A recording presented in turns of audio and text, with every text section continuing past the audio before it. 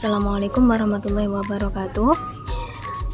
Kali ini kita akan belajar sejarah peminatan pada modul 7 unit 3 tentang konversi meja bundar dan sikap Belanda terhadap kemerdekaan Indonesia. Pengertian dari konferensi meja bundar adalah pertemuan yang dilakukan Indonesia dengan Belanda di Den Haag, Belanda pada tahun 12 Agustus 1949 sampai 2 November 1949. Tujuan adanya konferensi meja bundar untuk memperoleh pengakuan kedaulatan dari Belanda, menyelesaikan sengketa antara tentara Indonesia dengan Belanda yang menjadikan negara Indonesia terbebas dari penjajah Belanda. Latar belakang terjadinya konversi meja bundar adalah adanya kegagalan dari usaha Belanda untuk meredam kemerdekaan Indonesia dengan kekerasan.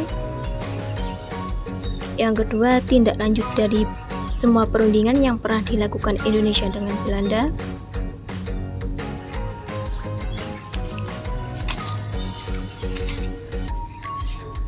Selanjutnya adalah pembentukan wakil Indonesia serta peserta yang hadir dalam konferensi meja bundar dengan diketuai oleh Muhammad Hatta. Anggotanya ada Mr. Muhammad Roem, Profesor Dr. Suepomo, Dr. Jelimina, Mr. Ali S, Mr. Suyoto Hadikusumo, Dr. Sumitro Jojo Hadikusumo, Mr. Abdul Karim. Oke, yang selanjutnya ada peserta yang hadir dalam konferensi meja bundar di Indonesianya ada Muhammad Hatta, Mr. Roem, dan Profesor Dr. Supomo. Yang PFO Sultan Hamid II, dan dari Belanda Mr. Van Marsevon, Hari Ansi Chitrijli.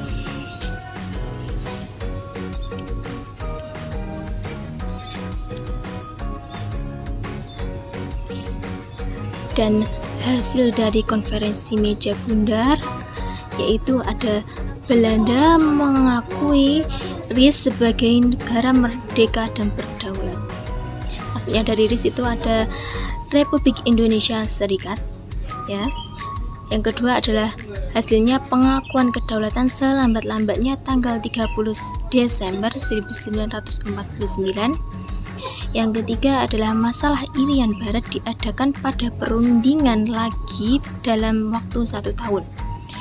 Yang keempat, antara RIS dan Kerajaan Belanda akan diadakan hubungan Uni Indonesia Belanda yang dikepalai oleh Raja Belanda.